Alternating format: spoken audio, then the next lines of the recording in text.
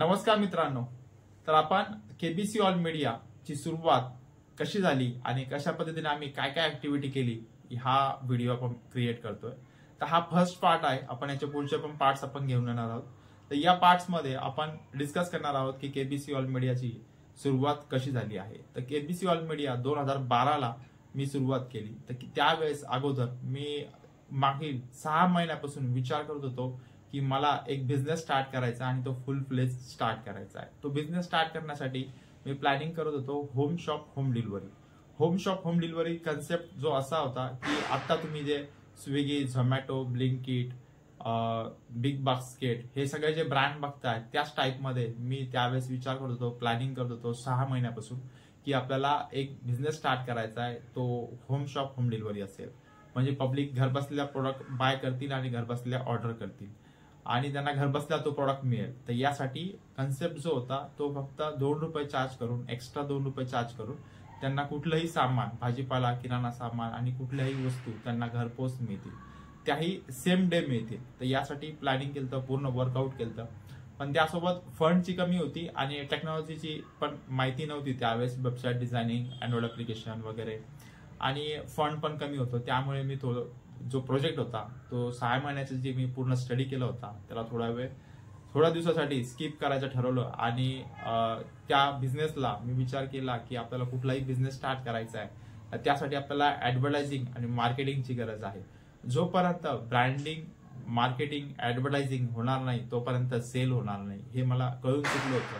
आणि कुठल्याही बिझनेसला मार्केटिंग आणि ब्रँडिंगची खूप गरज आहे, त्याच वेळेस त्याची सेल होतो.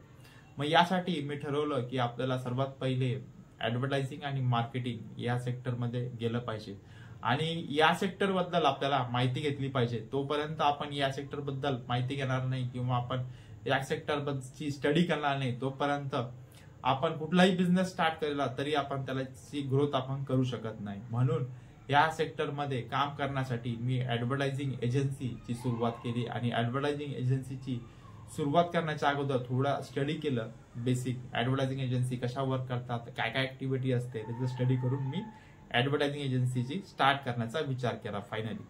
तर त्यावेळेस मी एक कन्सेप्ट केला की ज्यावेळेस मार्केटमध्ये बघितलं की वेगवेगळ्या ऍडव्हर्टायझिंग एजन्सी होत्या. न्यूजपेपरची ऍडव्हर्टायझिंग एजन्सी वेगळी, पॅम्पलेट प्रिंटिंग, व्हिजिटिंग कार्डची वेगळी, तर बॅनर प्रिंटिंगची वेगळी. तर अशा वेगवेगळ्या ऍडव्हर्टायझिंग एजन्सी काम करत होत्या. तर मी वन रूफ आणायचं ठरवलं की एकाच ऍडव्हर्टायझिंग एजन्सीमध्ये सगळ्या सर्व्हिसेस मिळतील. तर त्याच्यामध्ये प्रिंटिंग पासून, ऑफलाईन पासून तर डिजिटल ऑनलाईन पर्यंत सर्व सर्व्हिसेस एका वन रूफ सोल्युशन एजन्सीमध्ये मिळतील यासाठी मी प्लॅनिंग केलं.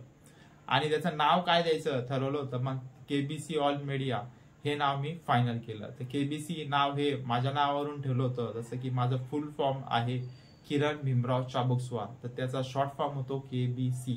मी हे फायनल केलं आणि त्यानंतर पुढे ऑल मीडिया यासाठी ठेवलं होतं की पूर्ण ऍडव्हर्टायझिंग एजन्सी म्हणल्यानंतर जो मीडिया आहे किंवा डिजिटल आहे, ऑफलाईन आहे, यामध्ये सगळ्या ऑल सर्व्हिसेस मला घेऊन यायचं होतं. म्हणून ऑल नाव टाकलं.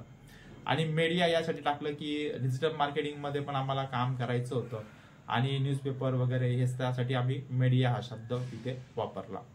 त्यानंतर केबीसी ऑल मीडिया हे नाव देऊन आम्ही फायनली लॉन्च केलं. आणि त्यावेळेस मी विचार केला की आपल्याला कस्टमर कसे मिळतील, कारण एक्झिस्टिंग मार्केटमध्ये ऑलरेडी न्यूजपेपरचे क्लायंट आहेत, त्यानंतर पॅम्पलेट प्रिंटिंगचे क्लायंट आहेत आणि माझ्याकडे न्यूजपेपरसाठी कुठलाही बेस नव्हता किंवा फंडही जास्त नव्हतं. तर मग त्यामुळे मी विचार केला होता की आपल्याला काहीतरी वेगळा विचार करून मार्केटमध्ये उतरावं लागेल आणि त्यावेळेस आपल्याला कस्टमर गेन करावे लागतील, कस्टमर आपल्याला मिळवावे लागतील. तर त्यासाठी आपण काहीतरी वेगळ्या पद्धतीने विचार करू. तर सुरुवातीला मी ऑलरेडी ज्या मार्केटिंग एजन्सी होत्या मार्केटमध्ये, न्यूजपेपर झाले, पॅम्पलेट प्रिंटिंग झाले, बॅनर प्रिंटिंग झाले, यांच्या सगळ्यांशी भेटून त्यांचे चार्जेस वगैरे माहिती करून घेतले.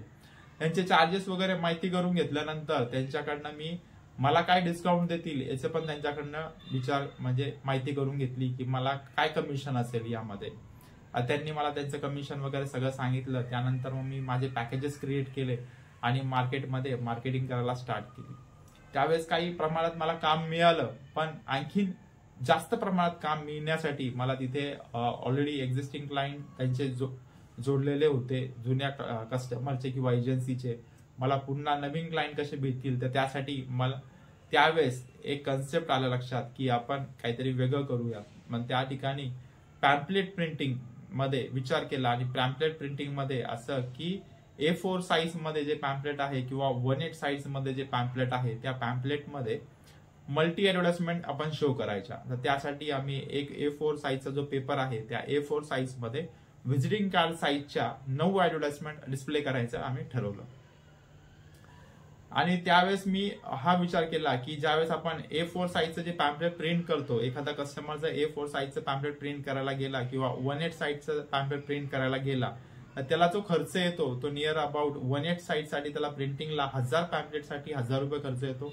डिस्ट्रीब्युशनसाठी त्याला 300 रुपये, 200 ते 300 रुपये खर्च येतो. प्लस डिझायनिंगसाठी 100 रुपये खर्च येत असेल. नियर अबाउट बघितलं तर 600 ते 700 रुपये त्याला आरामात त्याला फक्त 1000 पॅम्पलेट प्रिंटिंग करण्यासाठी खर्च येतो. प्लस त्याचे एफर्ट्स, डिझायनिंग करा, पॅम्पलेट्स प्रिंटिंगला टाका, पॅम्पलेट्स घेऊन या, पुन्हा ते पॅम्पलेट्स दुसऱ्या दिवशी सकाळी पेपर इन्सर्शन सकाळी 5ला उठून तिथं जा आणि पॅम्पलेट पेपरमध्ये इन्सर्ट करा किंवा डोर टू डोर पब्लिश करा. तर या सगळ्या गोष्टी त्याचे एफर्ट्स खूप होते आणि त्या प्रमाणात मी विचार केला की इथे आपण काहीतरी नवीन करू शकतो. तर मग त्यासाठी आम्ही जे आहे A4 साईजच्या पेपरमध्ये 9 ऍडव्हर्टाइजमेंट सेट केला. म्हणजे एक A4 साईजचा पेपर असेल आणि त्याच्यामध्ये छोट्या छोट्या व्हिजिटिंग कार्डच्या साईजच्या ऍडव्हर्टाइजमेंट आहेत त्या 9 असतील. हा विचार का आलता, तर कारण जर न्यूजपेपरमध्ये आपण छोट्या जाहिराती बघितल्या तर छोट्या जाहिराती ज्या होत्या त्या छोट्या जाहिराती कमी लाईन मध्ये 3 ते 4 लाईन मध्येच त्या देत होते आणि तरीही त्यांचा पर्पज तिथे सॉल्व्ह होत होता. म्हणून मी विचार केला जर व्हिजिटिंग कार्ड साईजची ऍडव्हर्टाइजमेंट असेल तर ही त्यातनं चांगला मेसेज जाईल आणि तो पब्लिकलाही कळेल आणि त्या दुकानाची पब्लिसिटी होईल. आणि त्यामध्ये आपण मल्टी कलर देऊ शकतो, त्यांचे इमेजेस वगैरे वापरू शकतो. म्हणून मी मल्टी कलर ऍडव्हर्टाइजमेंट तिथे स्टार्ट केला. तर तिथे आम्ही फक्त 300 रुपयामध्ये 1000 लोकांपर्यंत रीच व्हा हा मेसेज होता. माझं हे पॅकेज होतं. म्हणजे 300 रुपीज मध्ये त्यांना प्रिंटिंग, डिझायनिंग, प्रिंटिंग आणि पब्लिसिटी ह्या तिन्ही गोष्टी त्यांना वन रूप मिळणार होत्या.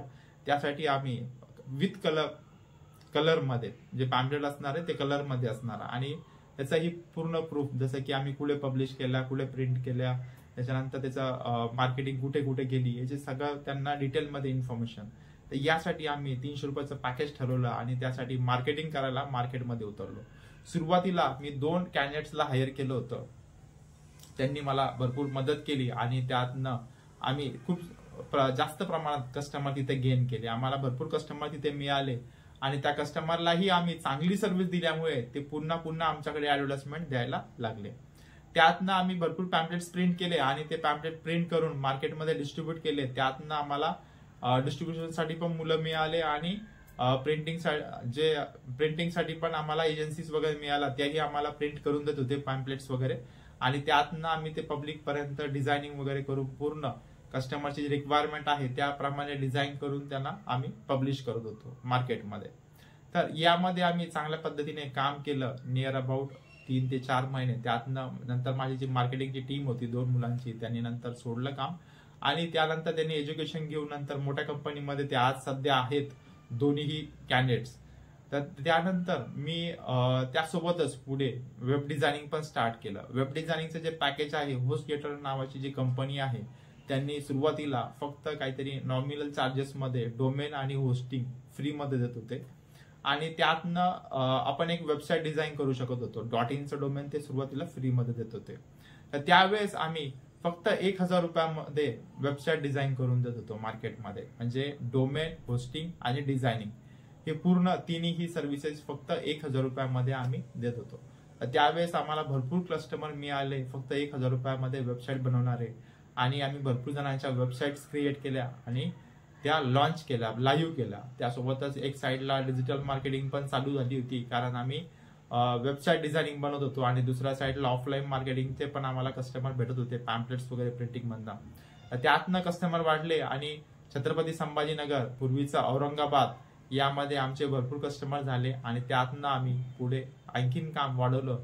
तर आपण सेकंड पार्ट मध्ये बघूयात. हा व्हिडिओ तुम्हाला कसा वाटला कमेंटमध्ये मला नक्की सांगा आणि पुढचा पार्ट मी लवकरच घेऊन येतो. थँक्यू.